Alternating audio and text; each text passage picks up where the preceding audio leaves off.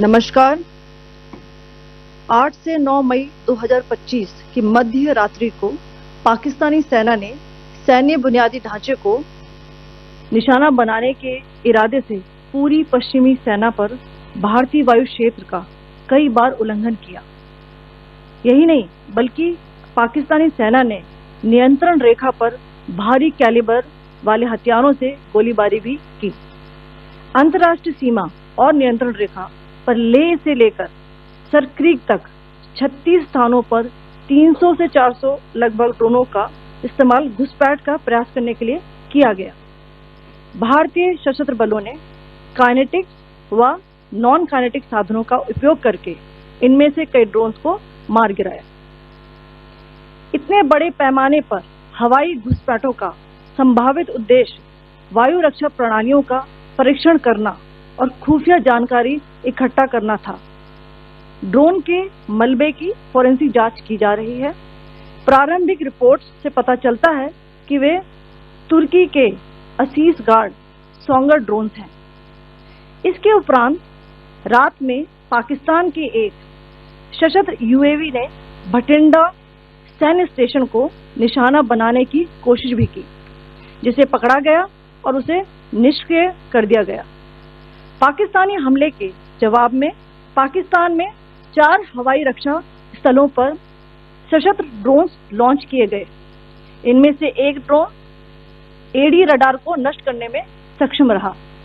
पाकिस्तान ने जम्मू कश्मीर के तंगधार, उरी, पुंछ, मेंढर, राजौरी, अखनूर और उधमपुर में भारी कैलिबर आर्टिलरी गन और सशस्त्र ड्रोन्स का उपयोग करके नियंत्रण रेखा के पार गोलीबारी भी की, जिसके परिणाम स्वरूप भारतीय सेना के कुछ जवान हताहत हुए और घायल हुए। भारतीय जवाबी कार्रवाई में पाकिस्तानी सेना को भी बड़ा नुकसान पहुंचाया गया। इसके अलावा पाकिस्तान का गैर जिम्मेदाराना व्यवहार फिर से सामने आया। 7 मई 2025 को रात 8:30 बजे एक असफल अकारण ड्रोन और मिसाइल हमला करने के बावजूद पाकिस्तान ने अपना नागरिक हवाई क्षेत्र बंद नहीं किया। पाकिस्तान अपने नागरिक विमानों को ढाल के रूप में इस्तेमाल कर रहा है, जबकि उसे अच्छी तरह से पता है कि भारत पर उसके हमले से हवाई रक्षा की तीव्र प्रतिक्रिया होगी। यह भारत और पाकिस्तान के बीच अंतर्राष्ट्रीय सीमा के पास उड़ान भरने वाले अंतर्राष्ट्रीय उड़ानों सहित नागरिक विमानों के लिए सुरक्षित नहीं है। यहाँ स्क्रीन शॉट में पंजाब सेक्टर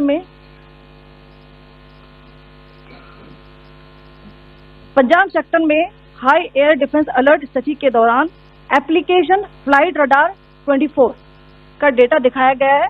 जैसा कि आप देख रहे हैं, यहाँ पर भारतीय पक्ष का हवाई क्षेत्र घोषित बंद के कारण नागरिक हवाई यातायात से पूरी तरह से रहित है। कराची और लाहौर के बीच के हवाई अड्डे मार्ग पर नागरिक एयरलाइंस उड़ान भर रही है। हाई अलर्ट किया गया है विमान फ्लाइनेस एविएशन का एयरबस C-20, जैसा कि आप यहाँ देख रहे हैं, जो कि शाम को 5:50 बजे दमम से शुरू हुआ और रात को 9:10 बजे लाहौर में उतरा। ये सारा डिटेल्स आप यहाँ देख रहे हैं। ये डिटेल्स यहाँ लिखा हुआ है। Can you see this?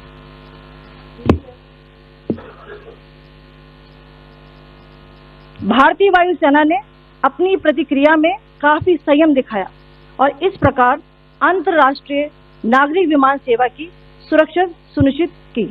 धन्यवाद। जय Hind.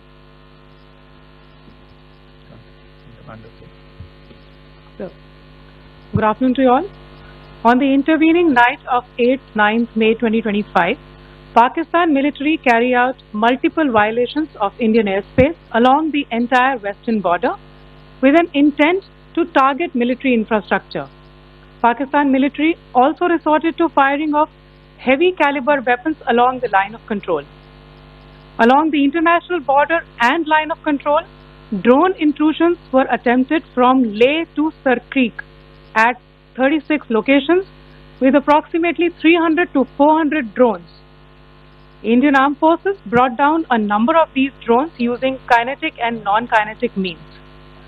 The possible purpose of these large-scale aerial intrusions were to test the AD systems and gather intelligence. Forensic examination of the drone debris is being undertaken. Preliminary reports suggest them to be of Aziz Guard Songa drone of Turkey.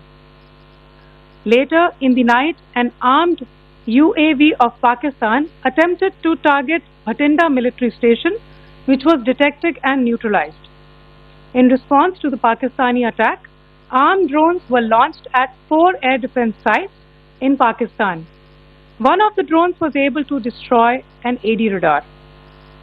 Pakistan also carried out artillery shelling across the line of control using heavy caliber artillery guns and armed drones at Sandhar, Uri, Poonch, Mendhar, Rajouri, Akhnur and Udhampur in Jammu and Kashmir area, which resulted in some losses and injuries to Indian Army personnel. Pakistan Army also suffered major losses in Indian retaliatory fire. Additionally, Pakistan's irresponsible behavior again came to fore. Pakistan did not close its civil airspace despite it launching a failed unprovoked drone and missile attack on 7th May at 8:30 hours in the evening. Pakistan is using civil airliners as a shield, knowing fully well that its attack on India would elicit a swift air defense response. This is not safe for the unsuspecting civil airliners, including the international flights which were flying near IB between India and Pakistan. The screenshot we just showed and we shall share with you, it shows the data of the application Flight Radar 24 during a high air defense alert situation in the Punjab sector. As you have seen, the airspace on the Indian side is absolutely devoid of civil air traffic due to our declared closure. However, there are civil airlines flying the air route between Karachi and Lahore. Amongst the other civil aircraft that you can see, we have highlighted an aircraft which is Airbus 320 of Flynas Aviation, which was originated from Dammam at 1750 hours and landed later at Lahore at 2110 hours in the night. Indian Air Force demonstrated considerable restraint in its response, thus ensuring safety of international civil carriers.